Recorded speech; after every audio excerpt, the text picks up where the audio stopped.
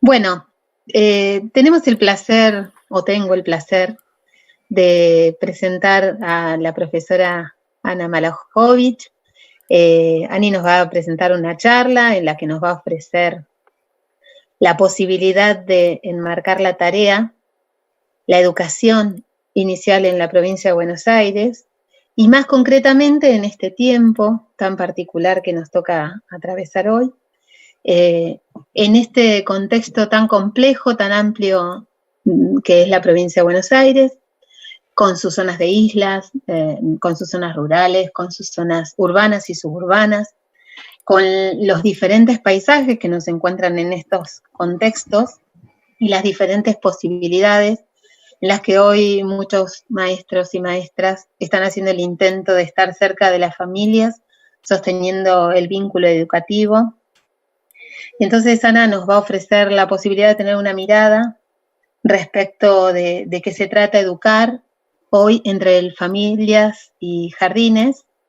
Ella es la directora de gestión curricular de la provincia y entonces nos vamos a predisponer a escucharla y a intercambiar con ella algunas opiniones respecto de esto tan eventual que nos está pasando. Hola, Ani. Hola, Moni. Qué lindo poder estar conversando contigo. Y con tantas. Y con tantas, ¿no? Sí. Bien. Esta es la ventaja que tenemos con la pandemia, que podemos comunicarnos con todo el mundo gracias a las tecnologías. Sí. Dentro de la catástrofe que estamos viviendo, son las cosas positivas que nos pasan. La verdad es que, digamos, la llegada del coronavirus y el determinar el aislamiento social fue un golpe muy grande para todo el campo educativo, pero en particular para nosotros en el nivel inicial, por las características de los chicos con los cuales que nosotros educamos. Aparece una necesidad en un principio de poder hacer frente a esa situación, en realidad en un comienzo pensando que no iba a ser algo que iba a ser demasiado prolongado. Con el tiempo nos dimos cuenta de que esto era mucho más, iba a ser un lapso mucho mayor del que habíamos pensado en un primer momento.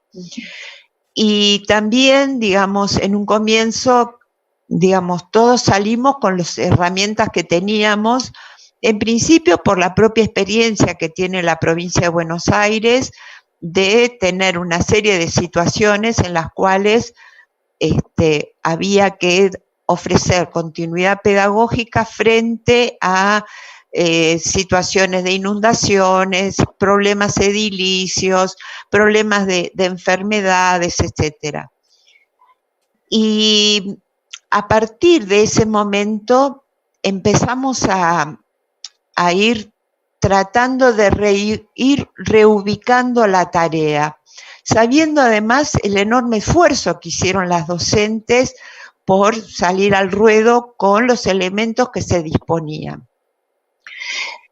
Frente a esa situación, nosotros desde la dirección de inicial tomamos algunas decisiones, que fue plantear centralmente que no se iba a poder reproducir el jardín en la casa, que la casa, con las situaciones diversas que se viven, con los problemas de tener varios hijos en distintos niveles educativos, de carecer de conectividad en muchos casos, de tener padres que tenían que hacer frente a un montón de situaciones que los desbordaban, no era posible que esos padres se hicieran cargo de cumplir la tarea que normalmente hacen los docentes.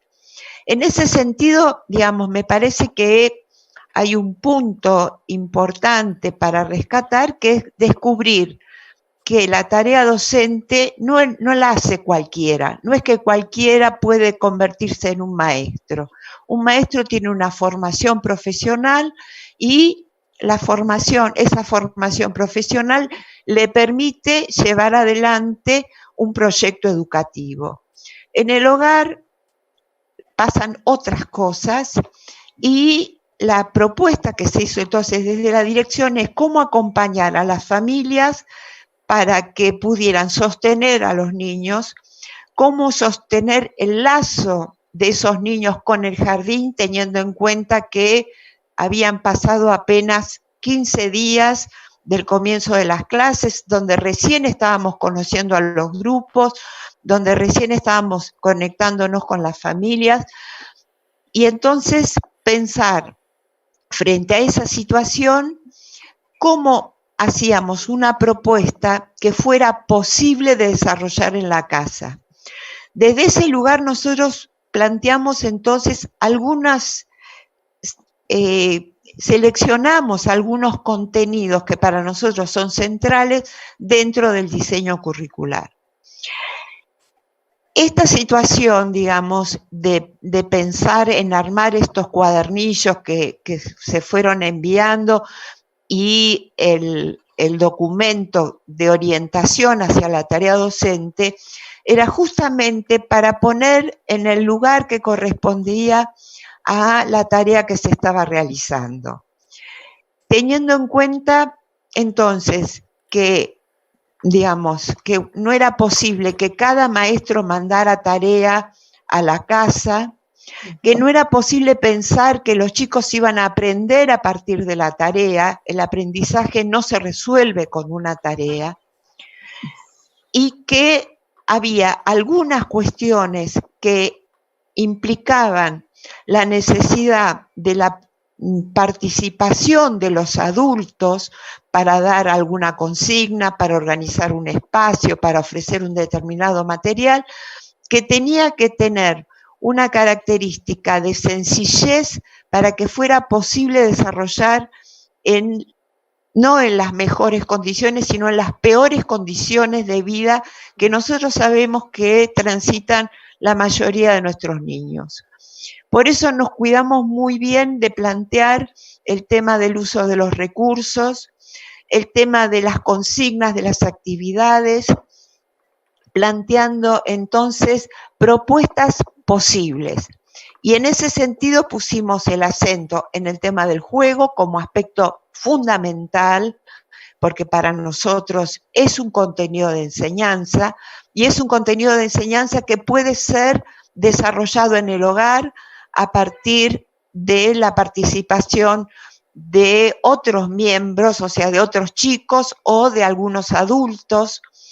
Pusimos el acento en el tema del lenguaje oral, que para nosotros es sumamente importante, sobre todo la necesidad de que esté presente la palabra para poder hablar sobre esto que estamos viviendo, pero también para hablar de las cosas que muchas veces no hay tiempo para hablar, que tienen que ver con las historias familiares, con las tradiciones, con los sentimientos, ¿sí?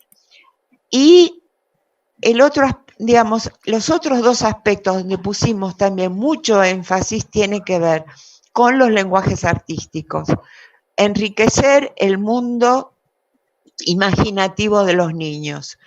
Y entonces la idea de la presencia de los cuentos, la presencia de las poesías, que fueron por un lado en los cuadernillos, pero por el otro lado el acompañamiento de los cuentos que cada noche se reciben en los hogares, que de alguna manera llevan la voz de hermosas narradoras y narradores, y que en una selección muy cuidadosa pone a disposición de los niños bellos textos, justamente en función de poder ampliar el mundo de lo conocido para los chicos.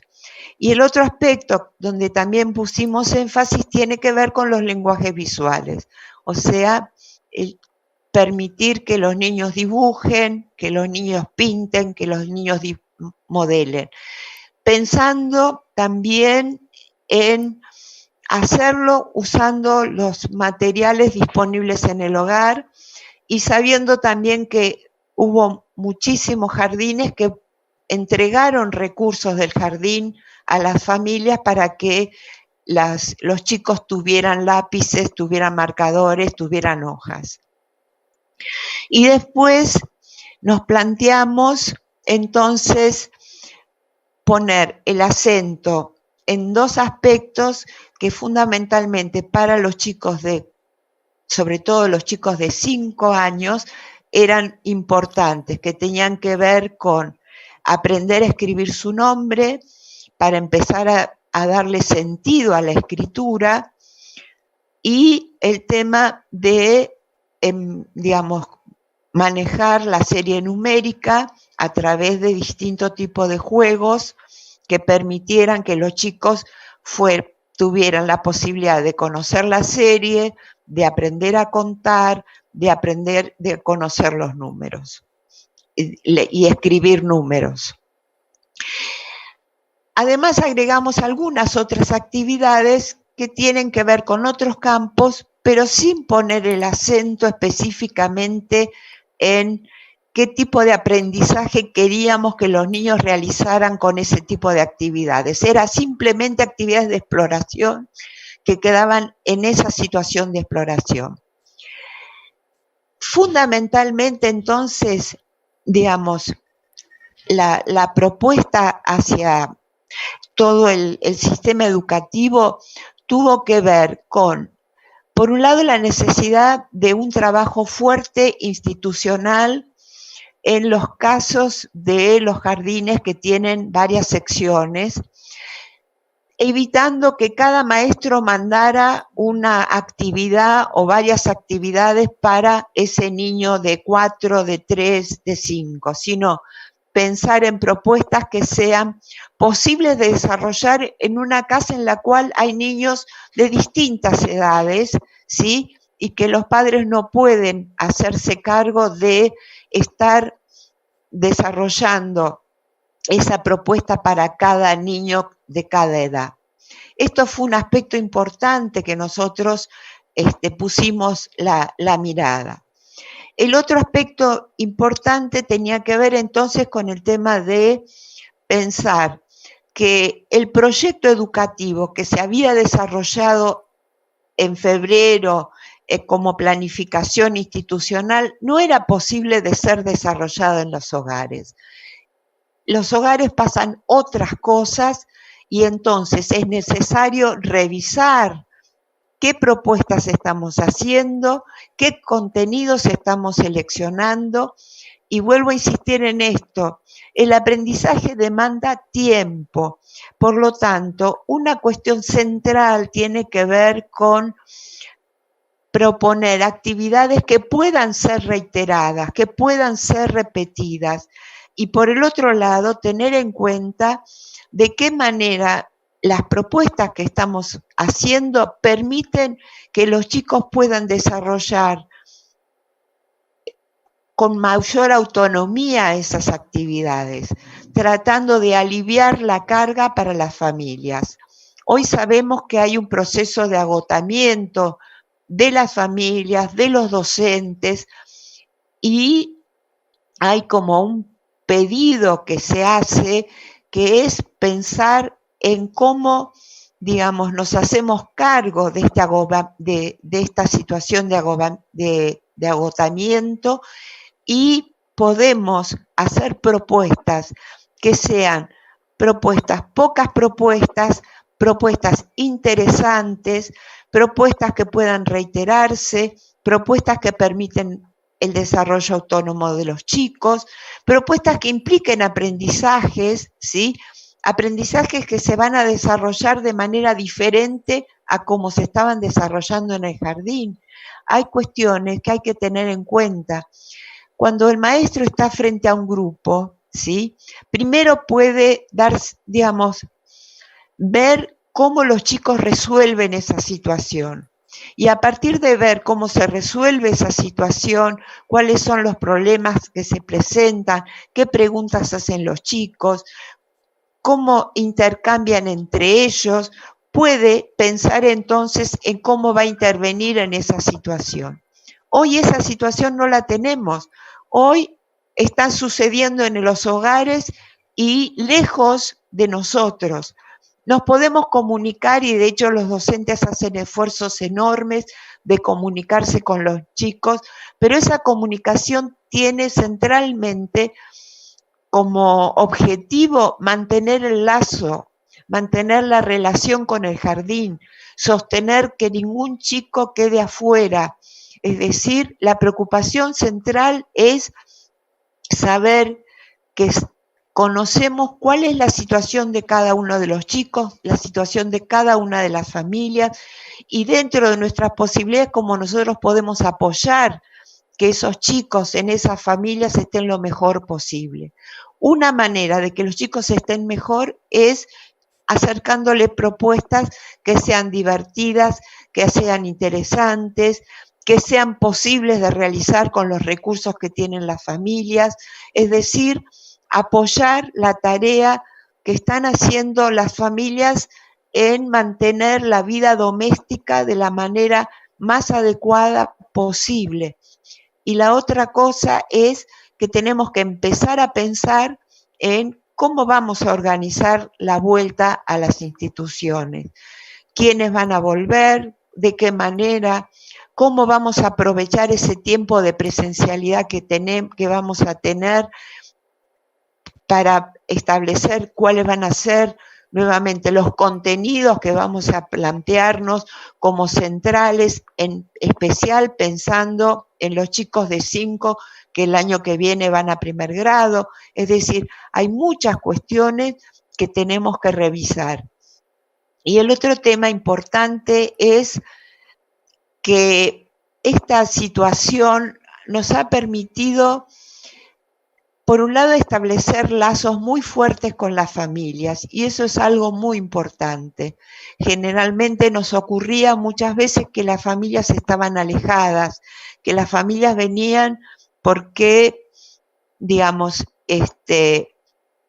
cuando había algún problema, pero no participaban de lo que era la vida institucional. No estoy hablando como que sea alguna generalidad, pero había muchas situaciones de conflicto que aparecían en las instituciones y que tenían que ver con muchas veces con una falta de diálogo, de palabra, de poder conversar acerca de las cuestiones que eran comunes para tanto la familia como para la institución.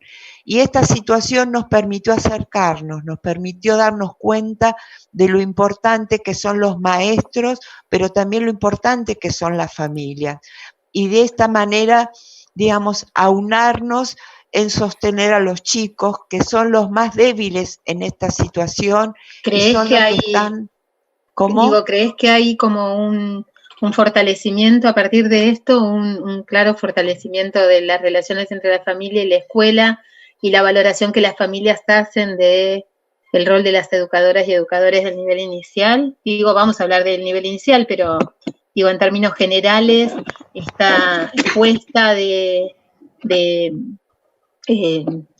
hombro rápido, ¿no? Del salir a dar batalla a esta situación de cada una de las maestras y los maestros, de los diferentes contextos, como decíamos hoy. ¿Sentís que eso sí reforzó los vínculos generales, ¿no? De la sociedad con el colectivo docente? Totalmente. Hoy está claro, o sea, fíjate que, digamos, ¿cuáles eran los discursos? Los discursos eran, la escuela está en crisis, la escuela no sirve, y hoy lo que estamos viendo es, la escuela puede estar en crisis, pero la escuela sigue viva, la escuela es central, la escuela es importante. Los maestros tienen un saber que no puede ser reemplazado por ninguna tecnología.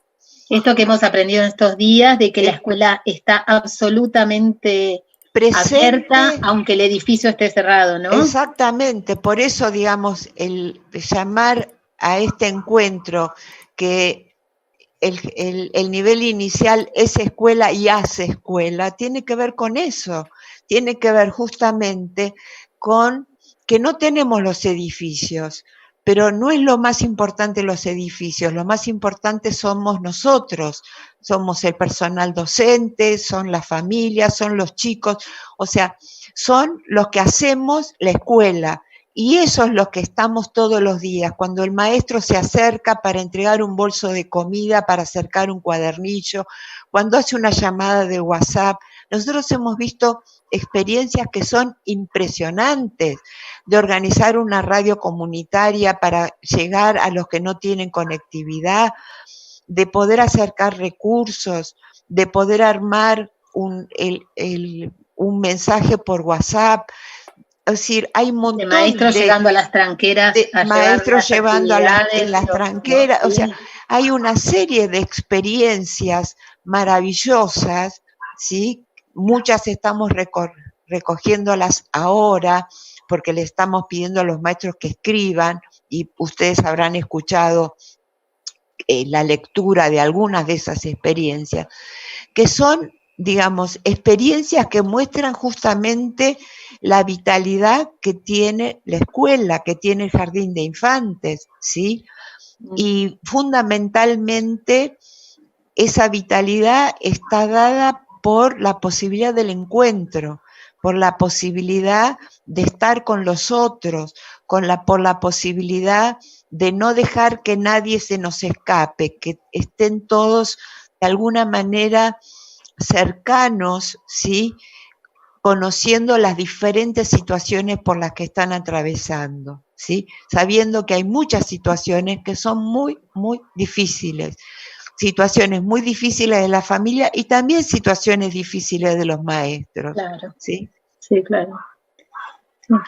Algunas de las cuestiones que vos hablabas recién tenía que ver con sostener el vínculo pedagógico, ¿no? El vínculo y el vínculo afectivo y pedagógico.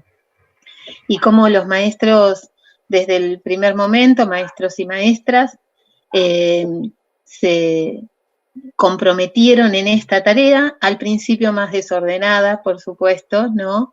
Pero con absoluta voluntad de entender que eso es lo que había que hacer, ¿no? Estar. Después, digo, llegó el tiempo de tal vez bajar un cambio y ponernos a pensar y a ordenarnos, pero la actitud del docente de salir a estar vinculado, a tratar de, en algunos casos casi que hasta generar el vínculo, ¿no? Digamos, qué vínculo pudo haberse, digamos, nosotros hablamos en todo momento de sostener el vínculo pedagógico y en algunos casos, como vos dijiste recién, hacía 15 días que estábamos en clases y los niños y niñas de 2, 3 años estaban conociendo a su maestra. Ni hablemos de los bebés. Claro, y entonces había que generar el vínculo. ¿Qué nos dejará esto en relación con esa experiencia? ¿Qué nos dejará? Es muy difícil poder pensar ¿Qué nos está dejando hacia adelante. Yo, digamos, hay algunas cuestiones que me animo a suponer. Un aspecto que para mí me parece que es muy importante es este conocimiento que tienen los maestros, los docentes, acerca de las condiciones de vida real de los chicos y de las familias. Me parece que ahí hay un campo que es muy importante, porque muchas veces nosotros tenemos una imagen ideal del niño, una imagen ideal de familia, que ni siquiera nosotros personalmente tenemos esa familia ideal, pero siempre está como depositada en los otros. Y creo que conocer estas condiciones de vida real van a permitir que podamos ir ajustando la propuesta educativa pensando en que tenemos que acercar, digamos, El objetivo central del nivel tiene, digamos, tiene que ver con esto que nosotros hablamos de la alfabetización cultural, ¿sí? Pero esa alfabetización cultural implica poder recuperar también lo que son las culturas de nuestras comunidades, las culturas que portan cada una de las familias.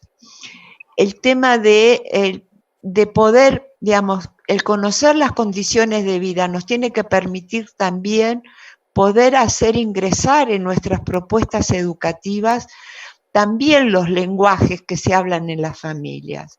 Y me parece que ese es un aspecto que necesariamente vamos a tener que considerar cuando volvamos a las escuelas. Es decir, que hay cuestiones que no conocíamos y que por eso, digamos, no se consideraban, y que habiendo tomado contacto, habiendo sentido, digamos, en carne propia los problemas de cada uno de los chicos, de nuestros grupos, de sus familias, necesariamente esos aspectos, esas historias, esas tradiciones, esa cultura, esos lenguajes, van a tener que ingresar en nuestras propuestas educativas.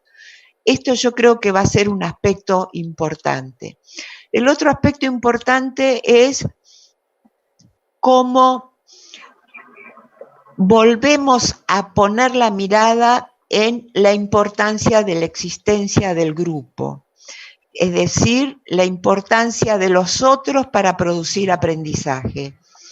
Y entonces, digamos, de qué manera el encuentro nuevamente con los grupos de niños, cómo podemos efectivamente organizar la tarea para que los chicos tengan la posibilidad de intercambiar con sus compañeros, con otros chicos de otros grupos, de alguna forma recuperando lo que ha sucedido en los hogares, donde los chicos han tenido intercambio con hermanos mayores, con hermanos menores, y eso ha sido muy rico. Seguramente vamos a descubrir muchas cuestiones que los chicos han aprendido, que no teníamos nosotros noción de que estaban aprendiendo.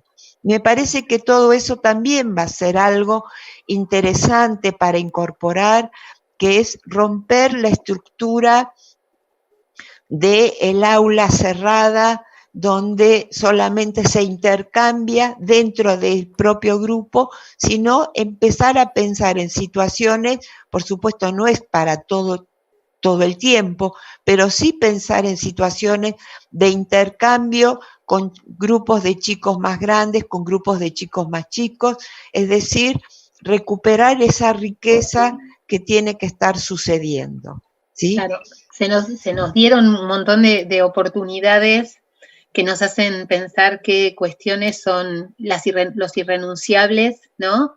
Y cuáles, digamos, hoy se podrían permitir ciertas rupturas. Exactamente. Como irrenunciables. Sí, decime. No, que un aspecto que también me parece importante es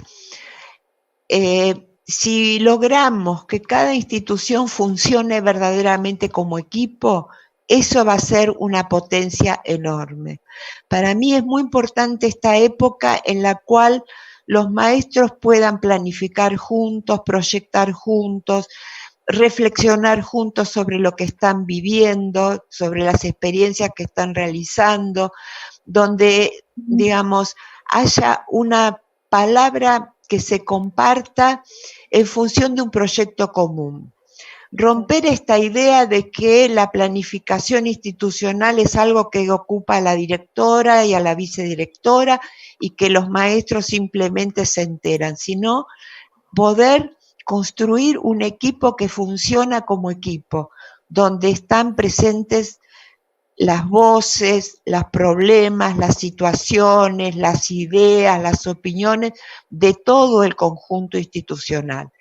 Y creo que en estos meses el trabajo a través de esta tecnología nos puede permitir empezar en muchos casos inclusive a conocernos, aunque hace mucho tiempo que estamos trabajando juntos en las instituciones, pero cada maestro con su librito, ¿no? Romper esa lógica. Me parece que ahí hay una cuestión que puede ser realmente un paso adelante muy importante. Pasa esto de a lo mejor alguna potenciación del trabajo en equipo, porque lo permiten estas tecnologías y porque lo hizo necesario la situación. Exacto. Y también empezó a pasar, me parece, esto de hacernos cargo de que todos los niños y niñas del jardín son alumnos y alumnas de todos, Exacto. Y no de la maestra de la sala, ¿no? Donde a lo mejor el director, el preceptor, el profe de educación física, incluso una maestra de una sala hacia otra sala han generado propuestas de aprendizaje que en realidad, o de enseñanza, que no tenía que ver con una propuesta para sus alumnos, ¿no? Pero que devenía de un proyecto o de una idea que se cocinó en un Zoom, porque hoy ya no se cocina a las 8 menos cuarto en la cocina del jardín, sino en un Zoom, ¿no? Y entonces se empezó a pensar en el alumno de todos y no de la sala, ¿no? Eso Tal también cual. me parece que es algo que venimos ganando. Exactamente, exactamente. Y la mirada sobre las familias, como decías hoy, también esta cuestión de poder pensar que cuando planteo una actividad en la sala podía pensar que si tengo 30 lápices me alcanza para hacer la clase, y hoy tengo que pensar qué pasaría con ese niño o esa niña que no tiene un lápiz en su casa, qué otra opción le doy para que igualmente pueda escribir su nombre en todo caso, ¿no? O hacer una propuesta prescindiendo de ese lápiz, o cómo me las ingenio para hacerle llegar un lápiz, ¿no? Todas estas cuestiones de una mirada más finita sobre la situación de las familias, los contextos, ni hablar de cómo se vieron modificadas algunas situaciones familiares a partir de esta situación. Tal cual. Hablabas vos hoy de la situación específica, de cómo empezar a dejar registro, y algunas de las preguntas que nos llega tiene que ver con esto, ¿no? Cómo construir narrativas de experiencias escolares potentes, ¿no? Que contribuyan a la memoria pedagógica. ¿Con qué nos quedamos de esto y cómo podemos hacer para efectivamente dejar registro de esto que vivimos para capitalizarlo? ¿Cómo pensás? Bueno, de hecho, nosotros desde la dirección, y muy impulsado, debo decir, por Patricia, el tema de que los maestros escriban, que los maestros, puedan escribir su propia experiencia, y efectivamente se comenzó un proceso que es muy interesante de escrituras que nos van llegando. Ahí está trabajando fuerte Adri Serulnikov y Gaby Negri, porque la idea es poder, publicar un libro con todas estas experiencias, en función de, yo cito siempre una frase de Flavia Terigi que para mí fue muy iluminadora. Flavia decía: los maestros transmitimos un saber que no producimos, ¿sí? Nosotros no producimos la matemática, no producimos las sociales, no, lo produjeron otros y nosotros lo enseñamos.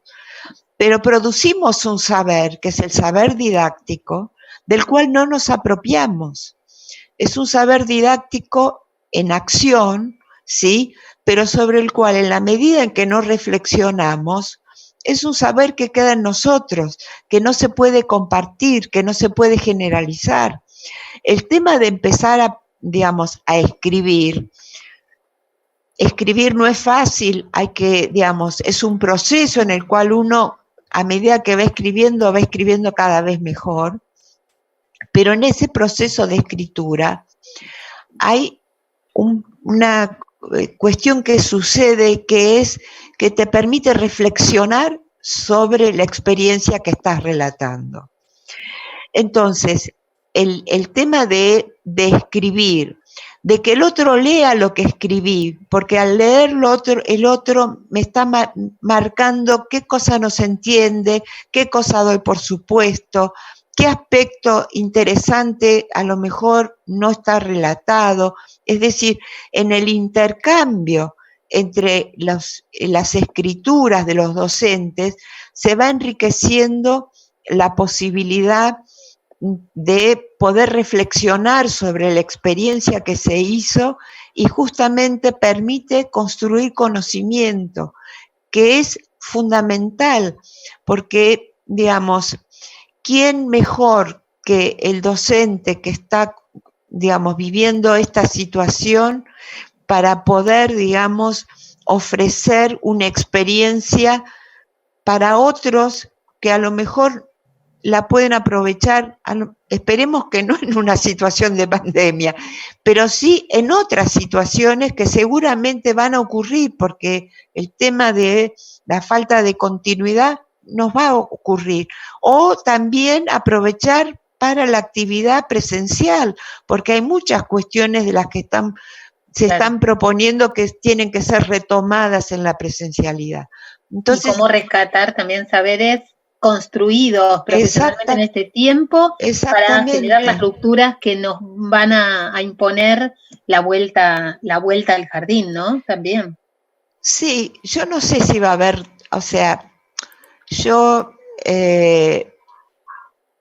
no sé, o sea, si va a haber o no rupturas. Creo que en algunos casos puede ser que haya rupturas, en muchos casos va a haber continuidades, ¿sí? Pero van a ser continuidades diferentes, necesariamente van a ser diferentes, sin que haya rupturas, ¿sí? Bien. Me parece que soy, digamos, un poco más realista, ¿sí? Porque nadie, digamos, los procesos de cambio no son así abruptos, van a ser cambios progresivos. Muchos no nos vamos a dar cuenta hasta que en algún momento nos vamos a mirar y decir, mira qué diferente que es todo esto ahora, ¿no? Entonces, bueno, es el proceso de aprendizaje también nuestro como adulto.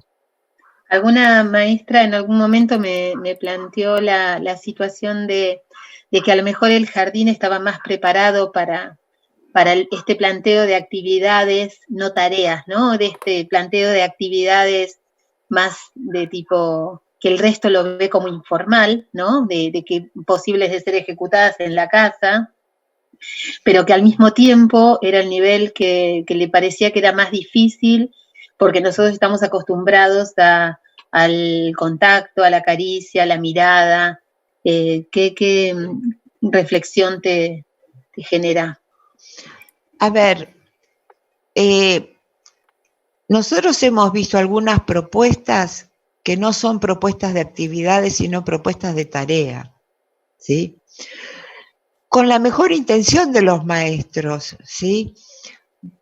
Porque la preocupación es el tiempo que se está perdiendo, lo que los chicos deberían saber y no saben, y entonces agarra la angustia y entonces el maestro cree que el padre puede hacerse cargo de la enseñanza, y no es así, y no es así.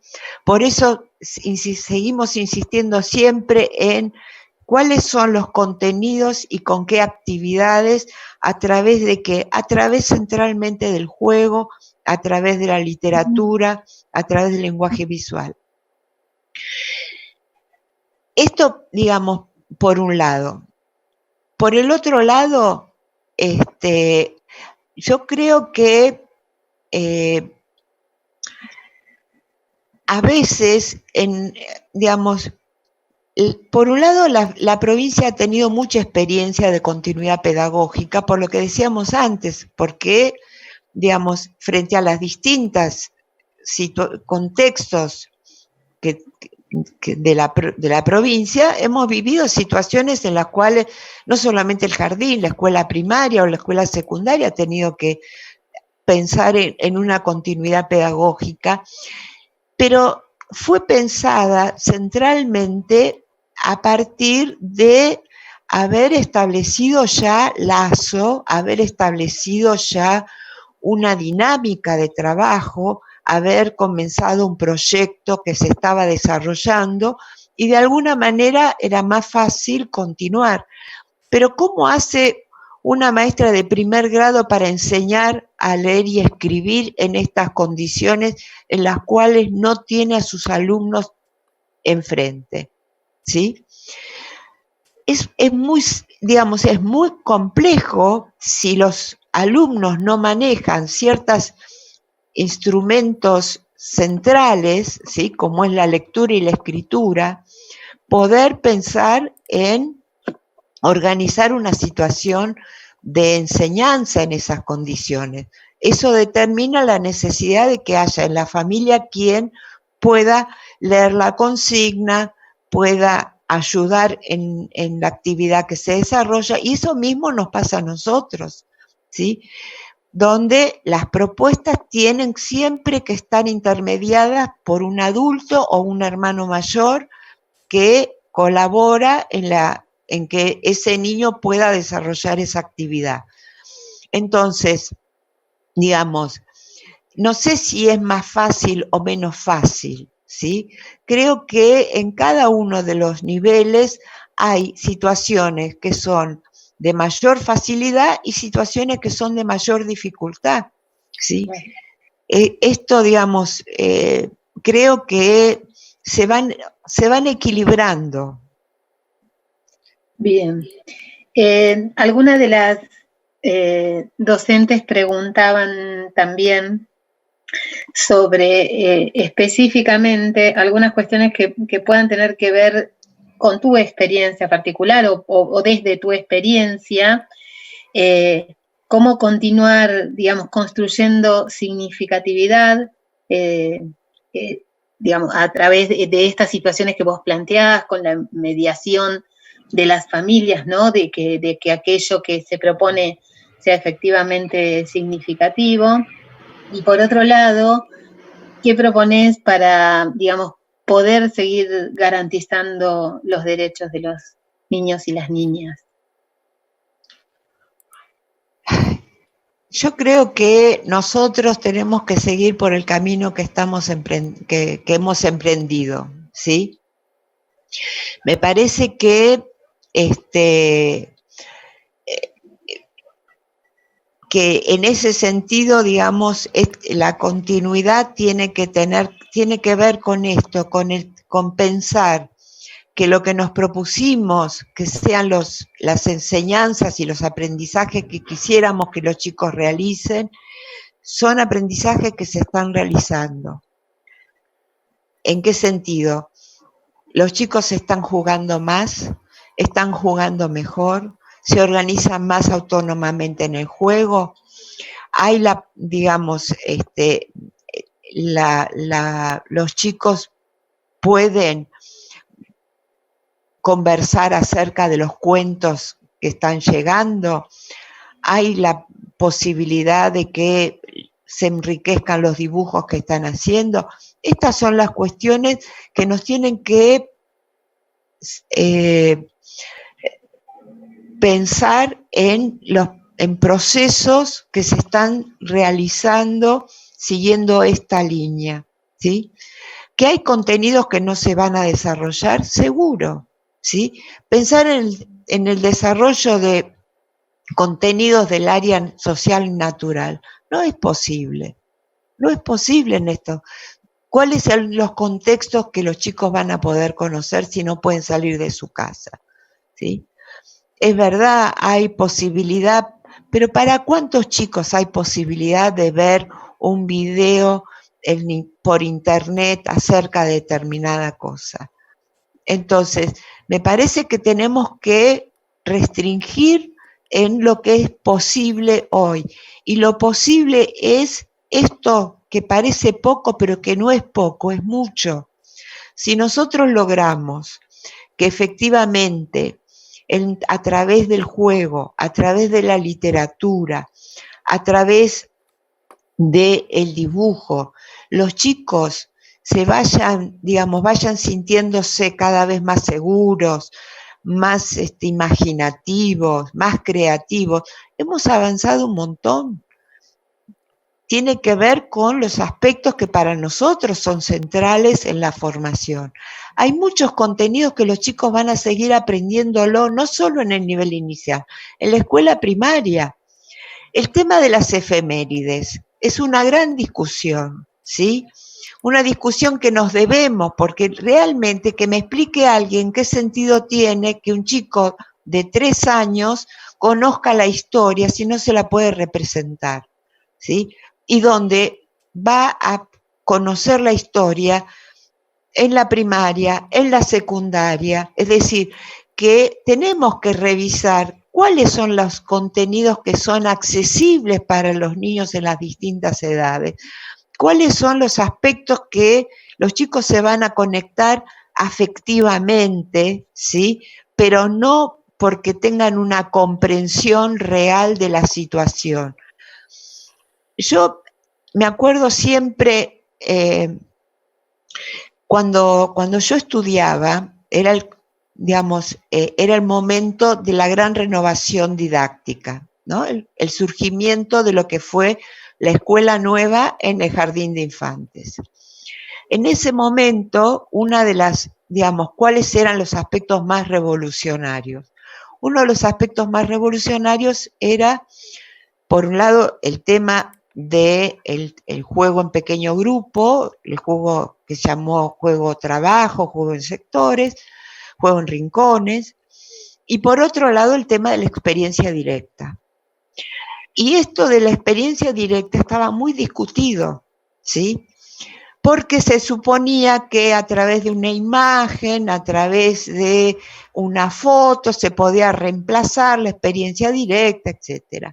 Y yo me acuerdo, la rectora del instituto, que era Margarita Ravioli, daba el siguiente ejemplo. ¿Es lo mismo darle un beso a la foto del novio que darle un beso al novio? Y ahí se acababan las discusiones sobre la importancia de la experiencia directa. Y me parece que esta idea es una idea fuerte que tenemos que sostener. Por supuesto, dentro de las condiciones de los distintos contextos, porque es verdad que en el medio rural hay experiencias directas que no se pueden hacer, como también en el medio urbano hay experiencias directas que no se pueden hacer y que se relacionan con lo rural. Eso es real, pero lo importante es cómo equilibramos las distintas propuestas que estamos haciendo a los chicos. Igual hay un montón de otras experiencias que están transitando los nenes hoy, como algo inédito, que es la experiencia de vivir el aislamiento, de estar en la casa, aprender a lavarse las manos. Digamos, lavarse las manos, escuchaba el otro día a Tonucci que decía, ¿para qué aprender a lavarse las manos si ellos no salen? Porque tienen que haber adquirido la costumbre del lavado de manos, entendiendo que es un hábito que tienen que adquirir para cuidarse y para cuidar a los otros, ¿no? Seguro. Porque hoy, entonces hay un montón de otros aprendizajes, tal vez ligados también a las ciencias naturales, ¿no? Al ambiente, al cuidado de la salud, o lo que fuera, pero que vienen no como una cuestión de la enseñanza formal, sino ligadas a este proceso, ¿no? O sea, lo que los chicos están aprendiendo son prácticas, claro. ¿sí? Y en esas prácticas hay algunas, explicaciones que seguramente la familia puede dar y muchas otras que no, claro. Y que será la escuela la que va a retomar, ¿sí? Claro, claro. Y también ahí, me parece que vos tomaste un aspecto que es importante, que tiene que ver cómo nosotros, o sea, sucede que en ciertos sectores sociales los chicos toman más responsabilidades de las que les compete por la edad. Al contrario, en otros sectores sociales los chicos no toman ninguna responsabilidad. ¿De qué manera nosotros también desde el jardín podemos impulsar para que efectivamente los chicos puedan empezar a tomar algunas responsabilidades que sí pueden asumir, ¿sí? Guardar los juguetes, doblar la ropa, ayudar a hacer la cama, ¿sí? Ayudar a poner la mesa. Y en otros sectores también empezar a pensar en algunas cuestiones que los chicos que son exigencias por fuera de las posibilidades de los chicos, ¿sí? Me parece que ahí hay un equilibrio que nosotros tenemos que ayudar a que la familia pueda empezar a asumir en función de lo que todos queremos, que los chicos sean felices, que tengan una infancia plena. Ese es nuestro objetivo central, no solamente desde el nivel inicial, tiene que ser el objetivo como sociedad. Y en ese sentido tenemos que fortalecer a las familias para que puedan asegurar esa felicidad a los niños, ¿sí? Claro. Bien, Ani, supongo que vamos cerrando. Sí. Seguramente podrás darle un mensaje a las maestras jardineras, a los maestros de los jardines de infantes y de los jardines maternales de la provincia en este día especial, como gran ícono de nuestro nivel, también vos, por supuesto, felicitarte, la gran maestra jardinera que tenemos en vos, que nos ayuda a pensar, a seguir pensándonos. Por suerte, digamos, también hoy en este lugar, junto a Patricia Redondo y al equipo, tratando de aportar posibilidades, coherencia, trabajo y fundamentalmente centrando la tarea en el respeto por los derechos de los nenes y las nenas, claramente con intención de que nuestra tarea siga siendo la enseñanza y el cuidado de todos y todas, ¿no? Así que bueno, yo simplemente pedirte una reflexión final para todas las maestras, incluso muchos estudiantes que nos están escuchando. El mensaje central es: sigan con pasión. Esa sería, digamos, la pasión que nos tiene que guiar, que es la pasión por enseñar, la pasión para que los chicos aprendan, que nos hace, porque no son cosas distintas el cuidado y la enseñanza. No hay manera de enseñar si no cuidamos, y si estamos cuidando necesariamente estamos enseñando. De tal manera que nosotros siempre decimos son las dos caras de una misma moneda, ¿no? Es decir, no hay manera de separarlo. Y esa, digamos, esa misión que tenemos tiene que ser ejercida fundamentalmente con la pasión que yo sé que cada uno, cada docente, cada maestra, cada maestro, jardinero, jardinera, pone en la tarea que hace, en el compromiso que asume con sus niños y en la alegría que siente sabiendo que los chicos dicen, Señor, te extraño. Porque también hay que tener en cuenta que yo creo que a diferencia de otros niveles donde los chicos se extrañan mucho a los compañeros, en el nivel inicial los chicos extrañan mucho a su maestra, extrañan mucho al jardín. Y eso es algo que los maestros fueron construyendo en esos poquitos días que tuvieron, pero en estos largos meses donde fueron sosteniendo a cada uno de sus alumnos con ese mensajito, con esa canción que le acercaron, con esa poesía, con esa actividad, con ese material.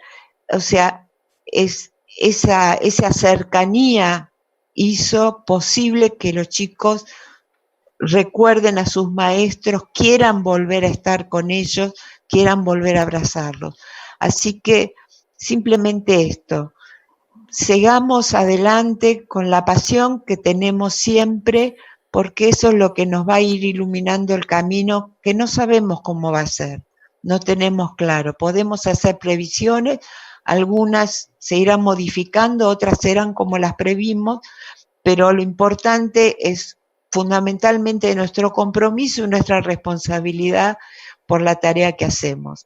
Así que muchas gracias a todos y bueno, y esperemos encontrarnos para darnos un abrazo pronto. Bueno, gracias por tu pasión y por compartirla con nosotros. Gracias.